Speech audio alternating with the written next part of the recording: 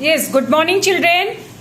Today we start our new lesson number 5 धरती की शान। आप लोग बोल सकते हैं, ऐसा कुछ नहीं है। धरती की शान जिसको लिखा है पंडित भरत व्यास जी ने। ओके, पंडित भरत व्यास जी हमारे जाने माने गीतकार थे। इनका जन्म सन 1800 दिसंबर 1918 में राजस्थान के चुरू गांव में हुआ था। आपने कई गीतों की रचना की है। यह गीत सन 1958 में आई। हिंदी फिल्म गांव गौरी से लिया गया है। ये जो काव्य है, ये जो पोयम है, वह हमारी हिंदी फिल्म गांव गौरी से लिया गया है। इस गीत में कवि ने मनुष्य को सबसे ज्यादा बुद्धिमान बताया है, जैसा कि मैंने आपको बताया है। मनुष्य ने अपनी बुद्धि और कठोर परिश्रम के आधार पर जल, स्थान और आकाश में कई उपलब्धियां अर्जित की हैं। अपनी बुद्धि से उसने पृथ्वी, आकाश और जल में बहुत क्या है, अपनी बुद्धि से ही उन्होंने हेलीकॉप्टर बनाया है। इंसान ने ही हेलीकॉप्टर बनाया। शिप जो वाटर में चलते हैं वो भी मनुष्य का दिया ही वो है। और पृथ्वी पे तो कई सारे उन्होंने इन्वेंशन किए हैं। तो इंसान के पास समझने और सोचने की सबसे ज्यादा शक्ति है। मनुष्य प्रकृति को बहुत सीमा तक अपने अनुकूल ढालने में सफल हुआ है। मनुष्य के लिए कोई भी कार्य असंभव नहीं है। मनुष्य जो चाहे वह कर सकता है। यही भाव काव्य में अंतर्निहित है और यही बात मनुष्य की महानता का प्रमाण है। तो आओ बच्चों, इस गीत को पढ़ते हैं और इसका अर्थ समझते हैं, जिसको बहुत ही खूबसूरत तरीके से पंडित भरत व्यास जी ने लिखा है। धरती की शान तू, भारत की संतान, तेरी मुट्ठियों में बंद तूफान है रे, मनुष्य तू बड़ा महान है। जो पोएम है, जो गीतकार है, वो बताते हैं इस धरती यानी इस पृथ्वी की क्या है, तू शान है यानी गौरव है। हे मनुष्य, तू इस पृथ्वी की शान और गौरव है और तू भारत की संतान है। मतलब भारत जो देश है उसके संतान हम सब यानी मनुष्य ही हैं। तेरी मुट्ठियों में बंद तूफान है रे। और आप जो है तूफान को भी रोक सकते हैं। कैसे रोक सकते हैं पता है ना? आजकल साइंस इतना ज्यादा हो गया है कि हमको पता चल जाता है कि आज तूफान आने वाला है, आज बारिश होने वाली है, आज अर्थक्वेक होने वाला। हमें पहले से पता चल जाता है भौगोलिक ज्योग्राफिकल से। ठीक है, तो हम वो रोक नहीं सकते हैं। हम तूफान रोक सकते हैं नहीं, बारिश रोक सकते हैं नहीं, रोक सकते। लेकिन हम एक काम कर सकते हैं, जब हम पहले से अलर्ट हो जाएंगे तो हम क्या करेंगे, घरों में रहेंगे या उसके लिए कोई अच्छा प्रोटेक्शन का काम करेंगे। तो हम लोग उस चीज को भी आजकल इतना साइंस डेवलप्ड कर गया है कि हर चीज का अंदाजा पहले ही लगा लिया जाता है। मनुष्य तू बड़ा महान है। हे मनुष्य, तू बहुत ही बड़ा महान है, बहुत महान है। तू जो चाहे पर्वत पहाड़ों को फोड़ दे। हे मनुष्य, तू चाहे तो कितना से भी बड़ा पर्वत या पहाड़ हो, इवन माउंट एवरेस्ट पे भी सब लोग पहुंच गए। तो हे मनुष्य, तू पहाड़ों, माउंट एवरेस्ट पे भी आजकल इंसान चले गए हैं।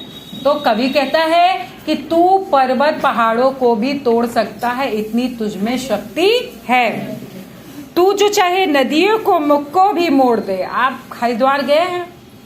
इतनी तेज गंगा जी बहती हैं, इतनी तेज बहती हैं, लेकिन वहां पे डैम लगा के उसके भी रास्ते को मनुष्य द्वारा यानी हमारे द्वारा उसका भी रास्ता बदल दिया गया है। नदी भी मनुष्य का कुछ कर नहीं सकती है।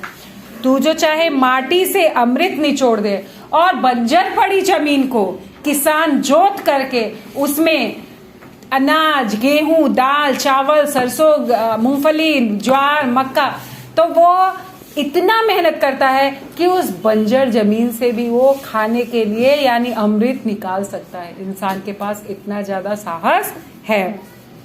तू जो चाहे धरती को अंबर से जोड़ दे। और हे मनुष्य, तू जो चाहते है तो आकाश और धरती को भी जोड़ सकता है। अमर तेरे प्राण मिला तुझको वरदान, तेरी आत्मा में स्वयं भगवान है। हे मनुष्य, तू अमर, मर के इतनी शक्ति मिली है कि सावित्री को आप जानते होंगे, वो सत्यवान की मर गए, उनके हस्बैंड थे सत्यवान, तो मर गए, तो वो भगवान के पीछे पड़ गई कि नहीं मेरा पति अभी जिंदा रहेगा। उसने बहुत सारी तपस्या की, तो फिर से भगवान ने आया और उसके में प्राण डाल दिए। तो उस हिसाब से कि इंसान में इतनी शक्ति है कि वो अगर एक बार प्राण भगवान ले भी जाता है तो उसको वो वापस ले सकता है। और हे तुमको बहुत सारे वरदान मिले हैं मनुष्य, और हमारी आत्मा में स्वयं भगवान है। मतलब हम लोग कहते हैं ना हमारे अंदर एक आत्मा है, वो आत्मा हमारी नहीं है, वो भगवान की ही। ये शरीर सिर्फ हमारा है, आत्मा भगवान क्या है उस हिसाब। हम मरते हैं, बॉडी कहीं जाती है, बॉडी नहीं जाती है, लेकिन इसमें से एक शक्ति होती है जिसको हम लोग आत्मा बोलते हैं, वो निकल के किसी दूसरे मनुष्य में, पशु में, किसी चीज में चली जाएगी वो। नाउ नेक्स्ट स्टैंजा इज, नैनों में ज्वाल, तेरी गति में भूचाल, तेरे छाती में छिपा महाकाल है रे। हे मनुष्य, तू क्रोधित हो जाए तो तेरे नेत्र आग बरसा सकते हैं। तेरी चाल में वह शक्ति है जो भूकंप में होती है। तेरी छाती में महाकाल रूपी शिव बैठा हुआ है। मतलब गुस्सा में आ जाए तो कुछ भी कर सकता है इंसान। गुस्से में आ जाता है तो किसी को फाड़ डालता है, पूरा मार डालता है ना। हाँ, और तू, तेरी गति, मतलब मिल्खा सिंह कितना तेज दौड़ता था, मिल्खा सिंह, तो उसकी गति में भूचाल, और हमारे मन में भगवान शिव है, तो हम अपने गति को भी तेज कर सकते हैं और हमारे गुस्से को भी हम लोग कंट्रोल करते हैं, पर होता नहीं है कुछ बच्चों से। पृथ्वी के लाल, तेरा हिमगिरी सा भाल, तेरी भ्रुकुटी में तांडव का ताल है। निज को तू जान जरा, शक्ति पहचान जरा, तेरी वाणी में युग का आह्वान है रे। मनुष्य तू बड़ा महान है। पृथ्वी के पुत्र, तेरे पास हिमालय जैसा ऊंचे दर्जे का दिमाग है। हिमालय जितना ऊंचा है उतना ही ज्यादा हम लोग के पास, हम लोग के सोच का कोई लास्ट नहीं है, एंड नहीं है। हम जितना चाहे उतना सोच सकते हैं और जो चाहे वो कर सकते हैं, पर हम अपनी बुद्धि का ओनली 10% यूज करते हैं। 90% इंसान कर ही नहीं सकता। जो साइंटिस्ट होते हैं, कई चीजें बनाते हैं, वो लोग भी 40% करते हैं, 60% नहीं कर पाते हैं। तो भगवान ने एक दिमाग दिया जिससे हम बहुत सारे चीजें कर सकते हैं, पर कुछ डम बच्चे होते हैं कि 1% भी नहीं करते हैं, आधा % भी नहीं करते हैं, और कुछ बच्चे कर लेते हैं। तू अगर क्रोध में अपनी भौं तिरछी कर दे तो उसका वही असर होगा जो शिव के तांडव के ताल में होता है। और अगर किसी को गुस्सा आ जाता तो शंकर भगवान गुस्सा आते तो क्या करते थे, वैसे ही इंसान भी एक दूसरे को मार डालता है। क्यों, तुम लोग नहीं देखते शराब पी के आते हैं लोग, पता नहीं क्या क्या करते थे, या स्मैक करके आते तो बहुत सारे की चीजें कर देते हैं। तो अगर इंसान को गुस्सा आ गया तो शंकर भगवान जैसे ब्रह्मांड को हिला सकते हैं, वैसे वो इंसान का सब कुछ बिगाड़ सकता है। हे मनुष्य, तू अपनी शक्ति को पहचान, तेरी वाणी में युग की ललकार है, तेरी आवाज सारे युग की आवाज है। मतलब अभी मोदी का आवाज सारे युग का आवाज हो गया है। मोदी का देखते हो, मोदी मोदी मोदी, हर जगह मोदी। वो सच बोले या गलत बोले, पर सब जगह मोदी, क्योंकि उसकी वाणी जो है उसमें ललकार है, इंसान को वो जगा देता है, अंदर से मरे हुए को भी उठा देता है। धरती सा धीर तू है, अग्नि सा वीर तू, जो चाहे काल को भी थाम ले। हे मनुष्य, तुझ में धरती जैसा धीरज है। धीरज, धरती जैसा धीरज मतलब क्या होता है, हम लोग धरती माता को मारते रहते हैं, खोदते रहते हैं, सिंचाई करते हैं, गुड़ाई करते हैं, लेकिन धरती माता कभी गुस्साती है नहीं। तो उनके में धीरज यानी धैर्य, धैर्य मीन्स शांति बहुत ज्यादा है, वो बहुत शांत है। तू है अग्नि सा वीर, और जैसे आग नहीं होती है किसी चीज को जला के खाक कर देती है, उस तरीके से हमारी वीर है हम, मतलब हम उतने साहसी हैं। तू जो चाहे तो काल को भी थाम ले, और हे मनुष्य, तू चाहे तो काल को भी रोक सकता है। तो अगर हिम्मत से काम ले तो पापी का विनाश लीला भी रुक सकता है। पापों का प्रलय रुका, पशुता का शीश झुके, और आदमी का हैवानियत बनने से रोका जा सकता है। हे मनुष्य, अगर तू चाहते तो पाप का जो ये प्रलय मतलब पाप जो लोग कर रहे हैं उनको रोक करके और तू उनको क्या कर सकता है, अपने वश में कर सकता है।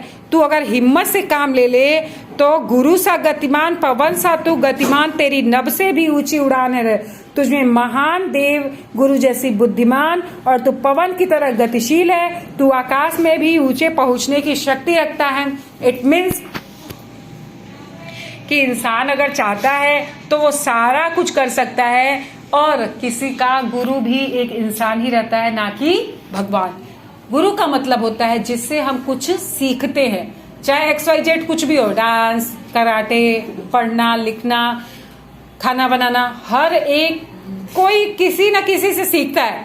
अभी इस समय का वैसे तो गुरु मोबाइल हो गया है, मोबाइल में हर एक चीजें आ जाती हैं।